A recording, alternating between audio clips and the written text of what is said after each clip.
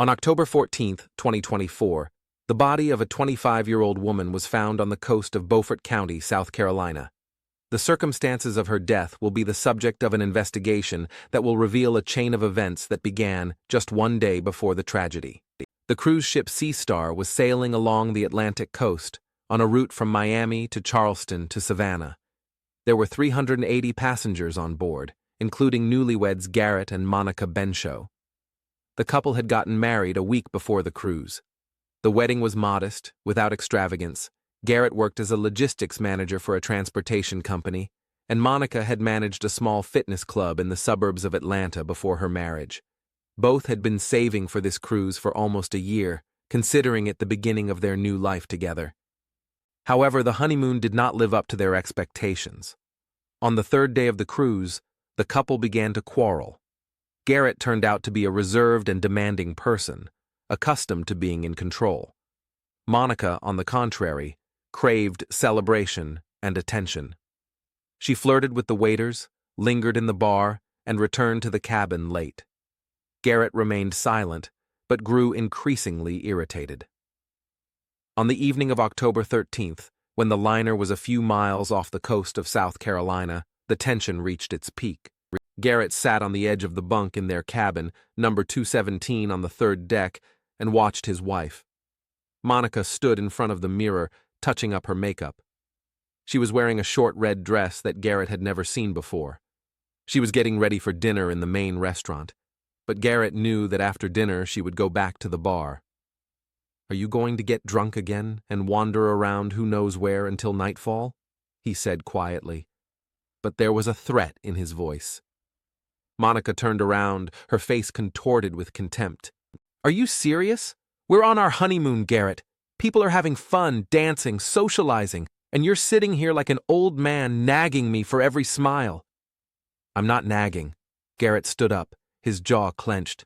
"I'm just watching my wife behave like a slut looking for adventure at every turn." Monica stepped toward him, her eyes flashing with rage. "Don't you dare talk to me like that! Do you hear me, Garrett? Don't you dare!" "I already realize that I made a huge mistake marrying you.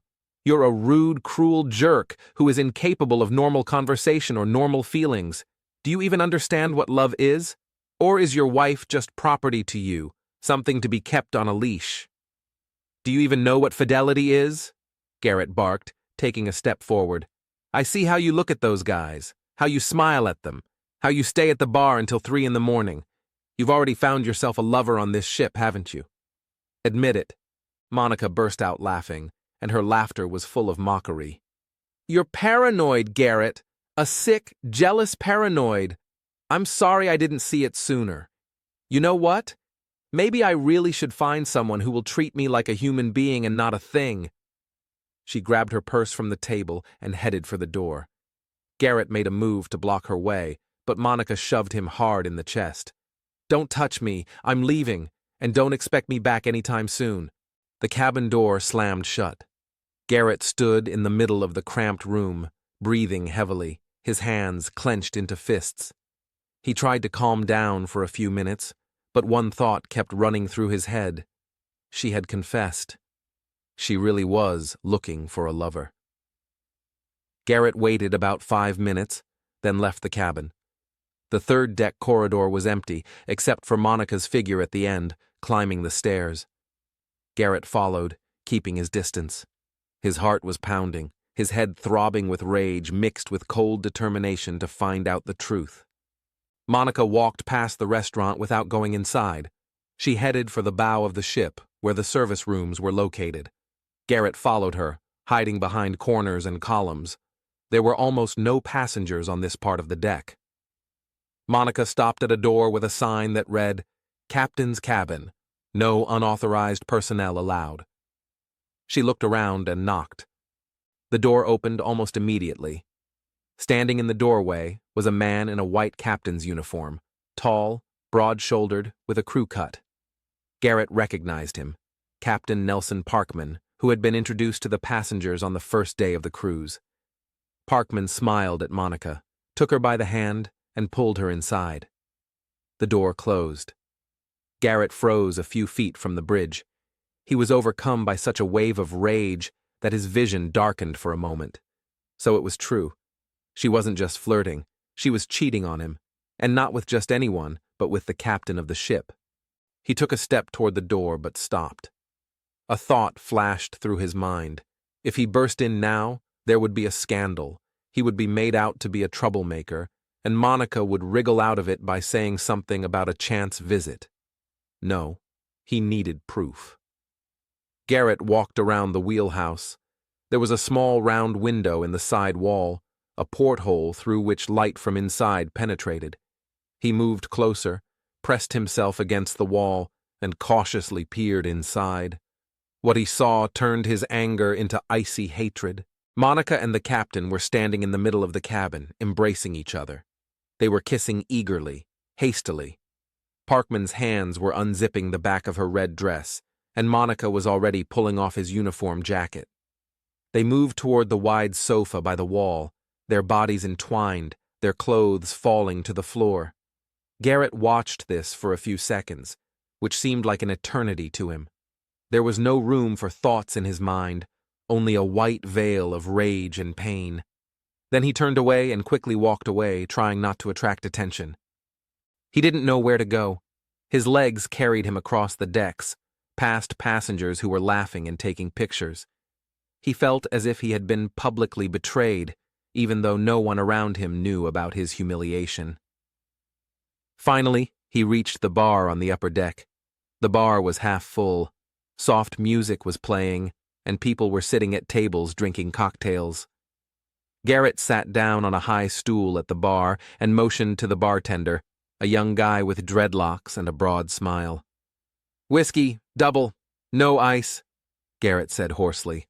The bartender nodded and poured the amber liquid into a wide glass. Garrett took it and drank it in one gulp, barely tasting it. The alcohol burned his throat but brought no relief. He ordered another, and another. Time passed slowly and viscously. Life continued around him. People laughed, clinked glasses, danced to music, and he sat and drank, feeling a decision grow and strengthen inside him. Monica had betrayed him. She had desecrated their marriage, their honeymoon. She had made him a laughingstock, and she had to answer for it. Around midnight, Garrett left the bar. His gait was not too steady, but his mind remained clear. He went down to the third deck and entered his cabin. Monica was not there yet. He lay down on his bunk, fully clothed, and waited. She returned later when the clock showed midnight. Garrett heard her quietly open the door and take off her shoes, trying not to make any noise. He gave no sign of life, pretending to be asleep. Monica went into the bathroom, then lay down on her bunk opposite. Garrett waited another half hour. When Monica's breathing became steady and deep, he got up silently. He walked over to her bunk and leaned over her. "Monica," he whispered, "wake up." She opened her eyes, blinking sleepily. Her face was puzzled. "What? Garrett?" "Let's go to the deck. We need to talk." Monica frowned, but sat up. "Now? In the middle of the night?" "Yes, now. It's important." There was such firmness in his voice that Monica apparently decided not to argue. She threw a light jacket over her dress and followed him. On the morning of October 14, 2024, on Hunting Island Beach in Beaufort County, South Carolina, a discovery was made that changed the status of the missing woman case to a death under unexplained circumstances. The call to the Beaufort County Sheriff's Office came in at 7:12 a.m. It was from the owner of a small roadside cafe located near the beach. His morning jog along the shore was interrupted when he noticed something in the coastal strip that he initially mistook for a pile of discarded seaweed. Upon closer inspection, the man discovered the body of a woman. Detective Elliot Carvey received the call as he was finishing his morning coffee at the office. He was 38 years old and had been working in the Major Crimes Division for 14 years. Carvey was a methodical and calm man, not prone to jumping to conclusions.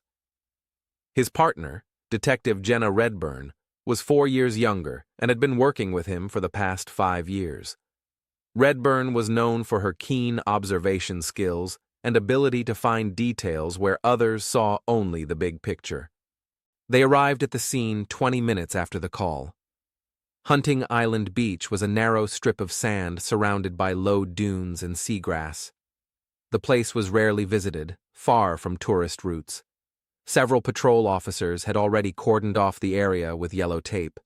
The medical examiner, Dr. Waylon Griffith, was kneeling next to the body. Carvey and Redburn moved closer. The body was lying face up, partially covered with sand and seaweed. It was a young black woman, about 25 years old. She was wearing a red dress, torn and caked with sand. Her feet were bare, her hair tangled and full of silt. Her face was swollen, her skin pale with a bluish tinge. "What can you tell us, Waylon?" Carvey asked, crouching down next to the medic. Dr. Griffith, an elderly man with gray hair and a tired face, replied without looking up. "Drowning. Classic signs. Foam in the airways, pulmonary edema, cyanosis of the skin. The body was in the water for about 8 to 12 hours, judging by the degree of skin maceration. The water temperature at this time of year is about 16 degrees, which slows down post-mortem changes." "Any injuries?" Redburn asked, crouching down beside him. "I don't see any significant damage. A few abrasions on the arms and legs, but those could be from contact with rocks or coral on the bottom, or from the waves that washed the body ashore. Nothing that would indicate violence prior to death. I'll give my final conclusion after the autopsy, but preliminary findings indicate an accident. She may have fallen overboard from a ship or from the pier." Carvey nodded and looked around. The surf was calm, the waves rolling gently onto the sand. If the woman had fallen into the water at night, the current could well have carried her here. "Has her identity been established?" he asked one of the patrolmen. "Not yet, sir. No documents were found on her, no purse, no phone, nothing." Redburn carefully examined the deceased's hands. There was a wedding ring on her finger, a simple gold band with no stones. Her nails had been freshly manicured, although several were broken. On her wrist was a thin bracelet with a small heart-shaped pendant. "Married," she murmured. "And recently. The ring is new, no scratches." Carvey stood up and turned to Dr. Griffith. "We need to take her fingerprints. We'll run them through the database. Maybe we'll get lucky." "Already done," nodded the medic. "I'll send them to the lab as soon as we're done here." The body was placed in a black bag and loaded into the medical examiner's vehicle. Carvey and Redburn remained on the beach, slowly walking along the shore. They were looking for anything, clothes, shoes, personal belongings. But the sand was clean, with only shells and broken branches. "If she fell off the ship, where are her things?" Redburn wondered aloud. "Her purse? Her shoes?" "They could have stayed on board, or they could have been carried away by the current in the other direction," Carvey replied. "It's too early to draw conclusions. We'll wait for the results from the lab." They returned to the station around 10 in the morning. Carvey did some paperwork, while Redburn checked the reports of missing persons from the past day. There was nothing in Beaufort County. She expanded the search to neighboring counties. Still nothing. Around noon, a technician from the lab called. The fingerprints had yielded a result. The identity of the deceased had been established. Monica Benshaw, 25 years old, residing in the suburbs of Atlanta. She was listed in the database as a fitness club administrator, with no criminal record or violations. 15 minutes later, more information came in that tied the scattered details together. The Charleston Police Department, located an hour's drive north of where the body was found, received a missing person report that morning. The reporter was Garrett Benshaw, 30 years old, husband of the missing Monica Benshaw.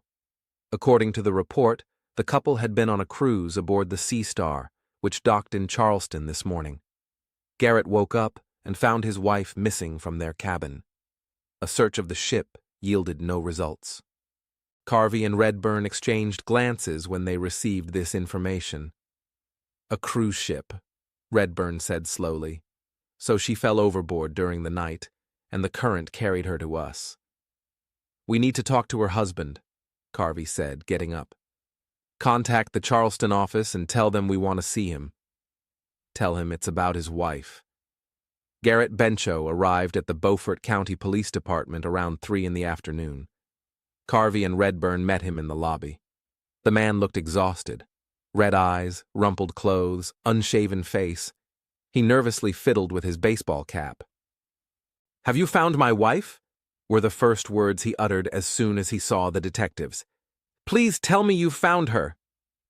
Carvey gestured for him to enter the interrogation room, a small room with gray walls, a table, and several chairs. They sat down. Redburn closed the door and took a seat next to Carvey. Garrett looked at them with pleading and fear. "Mr. Bencho," Carvey began quietly and seriously, "this morning, a woman's body was found on Hunting Island Beach. We have identified her as your wife, Monica Bencho. I'm very sorry." Garrett froze.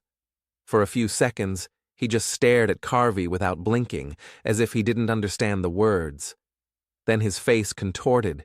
He covered his eyes with his hands and let out a stifled moan. His shoulders shook. No, it can't be true. Not Monica. Please tell me it's a mistake." He cried openly, sobbing and choking. Redburn poured him some water from the jug on the table and pushed the glass toward him. Garrett didn't touch it. He sat with his face buried in his hands, his body shaking with sobs. Carvey and Redburn remained silent, giving him time. They had seen reactions like this hundreds of times. Grief looks different in different people, but there was nothing fake about this. Garrett was genuinely suffering. After a few minutes, he calmed down a little, wiped his face with his hand, and looked up at the detectives with red, swollen eyes. How did this happen?" he asked hoarsely. "What happened to her?" "We're trying to find out," Redburn replied. "The preliminary theory is drowning. Her body was washed ashore by the waves. Mr. Bencho, we need to ask you a few questions. We understand this is difficult for you, but it's important to understand the circumstances surrounding your wife's death." Garrett nodded, swallowing hard. I'll answer." "Ask away." Carvey took out a notebook and pen. "Tell us about the last day. When was the last time you saw Monica?"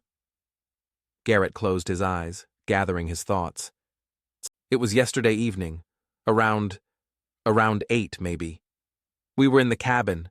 Monica said she wanted to get some air, walk on the deck. I stayed in the cabin, watching TV. I was tired after the day, didn't want to go anywhere. I thought she'd be back soon." "Did you have an argument?" Redburn asked bluntly. Garrett flinched as if struck. "Why do you ask?" "No, we had a little disagreement in the afternoon, nothing serious.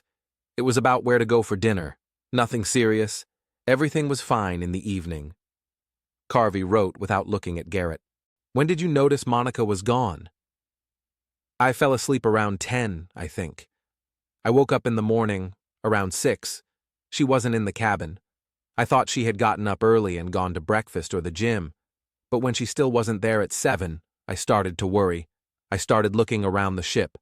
I asked the staff and other passengers. No one had seen her. At 8 in the morning, I went to the captain, and they organized a search. They searched the entire ship. Nothing.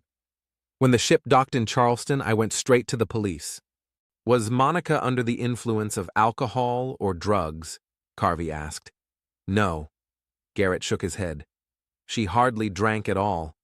Maybe a couple of glasses of wine during the entire cruise, and definitely no drugs. Monica was a healthy, athletic girl. She worked at a fitness club and took care of herself." "Did she have any reasons to commit suicide? Depression? Health problems? Financial difficulties?" Garrett shook his head again, more vigorously.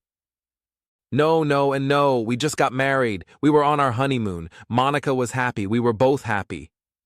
We were planning our future, talking about where we would go after the cruise, where we would live. She had no reason." His voice broke. "It was an accident. She was just walking on the deck. Maybe she got too close to the railing, slipped. Oh God, why didn't I go with her? If I had been there, this wouldn't have happened. He cried again, dropping his head onto the table. Carvey and Redburn exchanged glances. Nothing in his words or behavior aroused suspicion. It was the typical reaction of a grief-stricken man blaming himself for not being able to prevent the tragedy. "Mr. Benshaw," Redburn said gently, "did Monica have any enemies? Anyone who might have wanted to harm her?" Garrett raised his head, his face expressionless. "Enemies? Monica?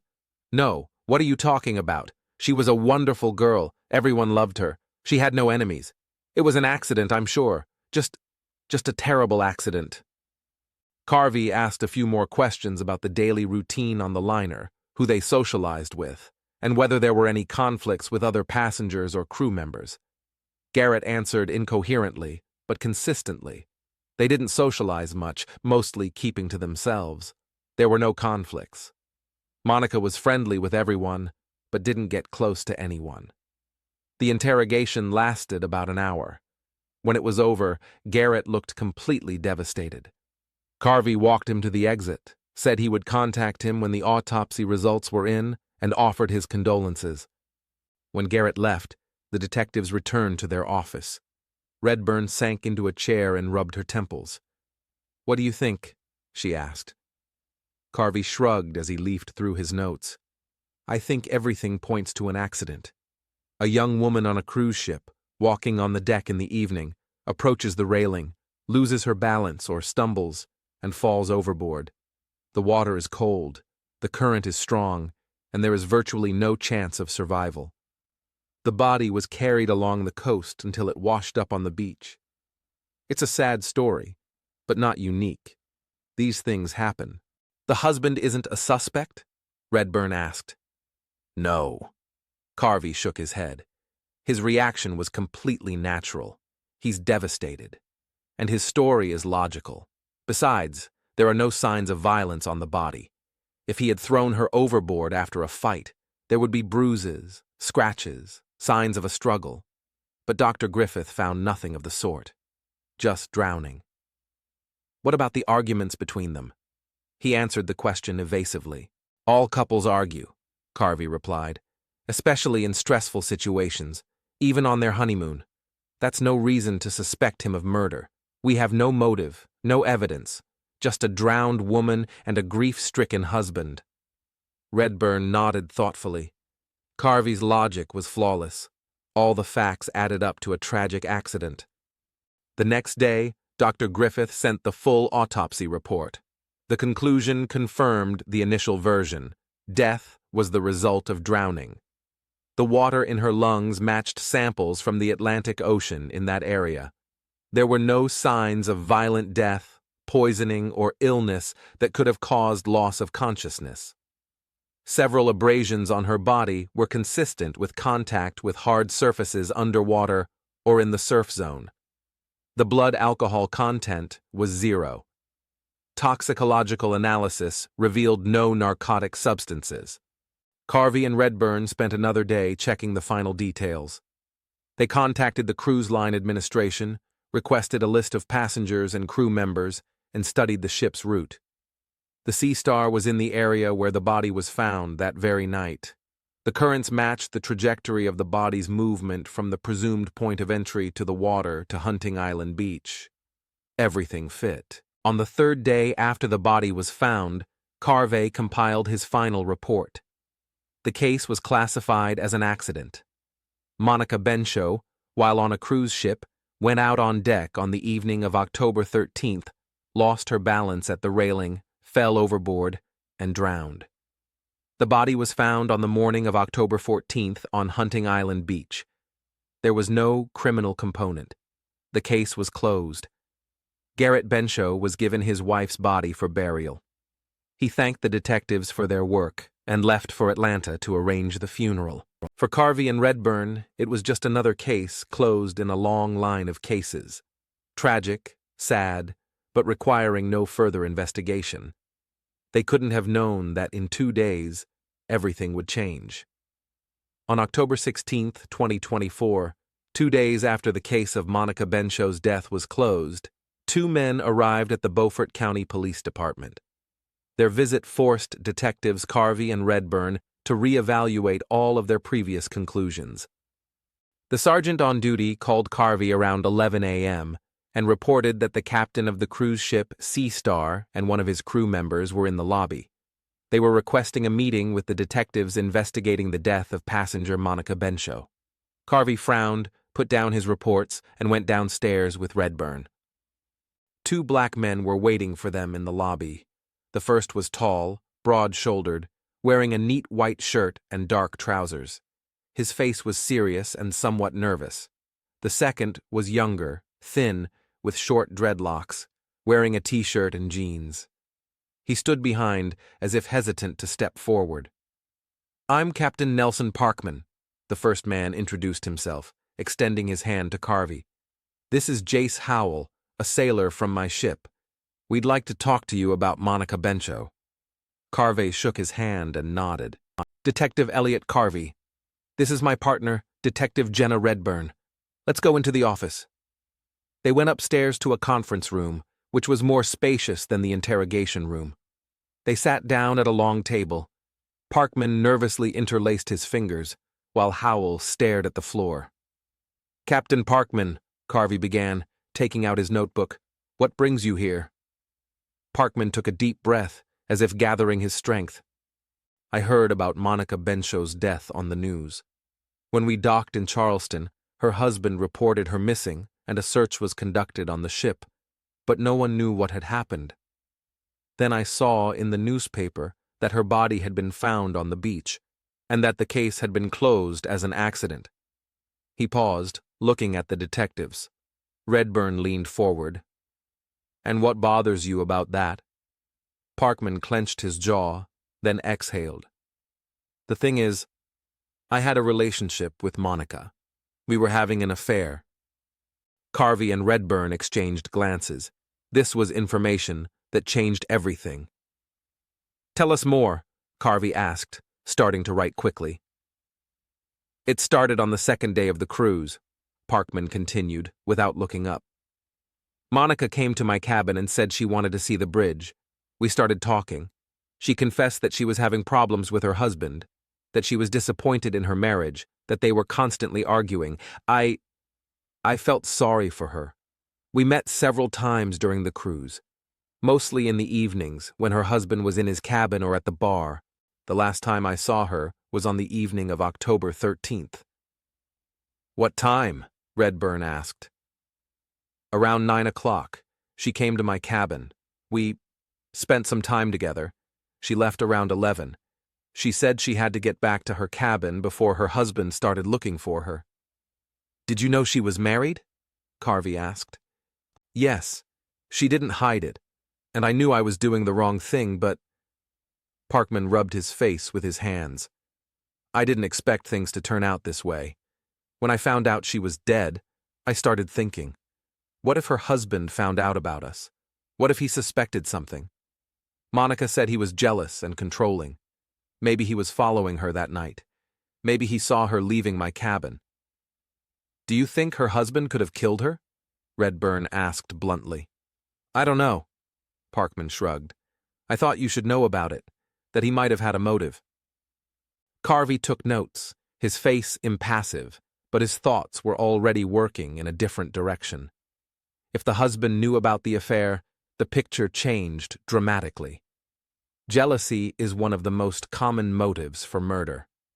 He turned to the young sailor. "Mr. Howell, did you want to add something?"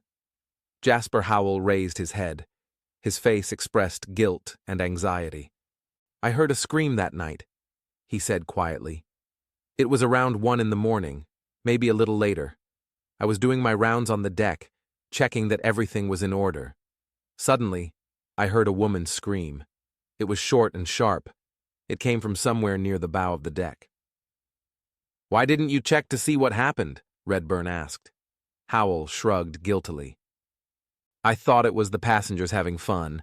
You know, on cruises, people drink, make noise, sometimes scream with excitement or just fool around.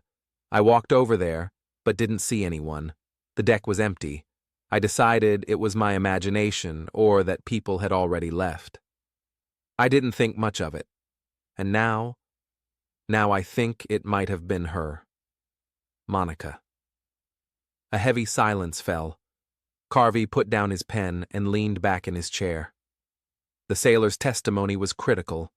A scream on the deck around 1 o'clock in the morning could be evidence of a conflict that ended in tragedy. "Captain Parkman, Mr. Howell," Carvey said slowly. "Thank you for coming to see us. This information is very important. We will contact you if we need additional testimony." When the sailors left, Carvey and Redburn remained in the office, pondering what they had heard. "We closed the case too soon," Redburn said. "The husband may have known about the affair. He may have followed her, seen her with the captain. Then he could have waited for her to return and confronted her on deck." "A scream at 1 o'clock in the morning," Carvey nodded. "That fits with the time of death determined by Griffith. The body had been in the water for 8 to 12 hours. If she fell overboard around 1 o'clock in the morning, she would have washed up on the beach by morning." "We need to talk to Benshaw again," Redburn said firmly. "But this time, differently." Carvey nodded. He had a plan. The next day, October 17th, Garrett Benshaw received a call from the Beaufort County Police Department. Detective Carvey politely asked him to come to the station to clarify some details. Garrett, still grief-stricken, agreed. He arrived around 2 in the afternoon. Carvey met him in the lobby and led him to the same interrogation room where they had talked the first time. Garrett sat down, looking around in confusion. "Detective, I don't understand why you called me in. You said the case was closed, that it was an accident." "New circumstances have arisen, Mr. Benshaw," Carvey replied calmly. "We need to clarify something. Would you mind waiting a few minutes? I'm going to bring in another person." Garrett frowned but nodded. Carvey left the room. A minute later, the door opened again, and Captain Nelson Parkman entered. Garrett's reaction was instantaneous. His face paled, then flushed. His eyes widened and his lips trembled. He jumped up from his chair. "What is he doing here?" Garrett hissed, glaring at the captain with hatred. Parkman stopped at the door, his face tense. Carvey gestured for him to take the chair opposite Garrett. "Sit down, Captain. Mr. Benshaw, please sit down too." Garrett slowly sank into the chair, his eyes fixed on Parkman, his hands clenched into fists. Parkman sat down opposite him, avoiding his gaze. Carvey stood between them, his arms crossed over his chest. Redburn watched from the corner of the room, her hand ready to call for backup if necessary. "Mr. Benshaw," Carvey began, "it has come to our attention that your wife was seeing Captain Parkman during the cruise. They were having an affair." Garrett flinched, his gaze darting from Carvey to Parkman and back. I don't know what you're talking about." "The captain confessed himself," Carvey continued. "And besides, one of the sailors saw you arguing with Monica on deck that night, around 1 in the morning, on the bow deck." It was a lie. The sailor had only heard shouting, but hadn't seen who was shouting or what was happening. But Carvey used this provocation to throw Garrett off balance. Garrett's face contorted. His breathing became rapid and uneven. He looked at the captain with such fury that it seemed the air between them was heated. "You," he hissed. "You seduced her. You ruined everything." Parkman raised his hands in a conciliatory gesture. "Garrett, He didn't get to finish. Garrett roared and lunged across the table. His fist slammed into the captain's face with a crack. Parkman fell from his chair, and Garrett pinned him down, continuing to beat him. "It's your fault," he yelled, landing blow after blow. "You seduced my wife. You ruined my marriage. Because of you, she became a whore." Carvey and Redburn rushed to separate them. Redburn grabbed Garrett's arm, but he broke free, pushed her away, and swung his fist at Parkman again. The captain tried to defend himself, blood flowing from his nose. "She was my wife!" Garrett continued to shout, his voice breaking. "Mine, and she cheated on me with you! I saw you! I saw you fucking in your cabin! I saw everything!" Carvey jerked him away, pinning him against the wall. Garrett was breathing heavily, his face wet with tears and sweat. "I just punished her," he shouted. no longer in control of himself. I waited for her on deck. When she came back from you, I asked her where she had been. She lied to me. She lied to my face. And I knew everything. She called me paranoid. She said I was a freak and that she didn't care about me. And I grabbed her. She tried to break free. She screamed, and I just threw that bitch overboard. A dead silence hung in the air. Even Parkman, who was holding his broken nose, froze, staring at Garrett in horror. Garrett slumped against the wall, his legs giving way. He sat on the floor, his head in his hands, crying. She deserved it. She cheated on me. She deserved it. Carvey straightened up and motioned to Redburn. She took out her handcuffs. Garrett didn't resist when they put them on his wrists. His body went limp, and he stared into space with a glazed look in his eyes. "Garrett Benshaw," Carvey said in an official tone, "you are under arrest on suspicion of the murder of Monica Benshaw. You have the right to remain silent. Anything you say can be used against you in court. You have the right to an attorney." Garrett was taken to a holding cell. His confession was recorded on a surveillance camera in the interrogation room. It became key evidence in court.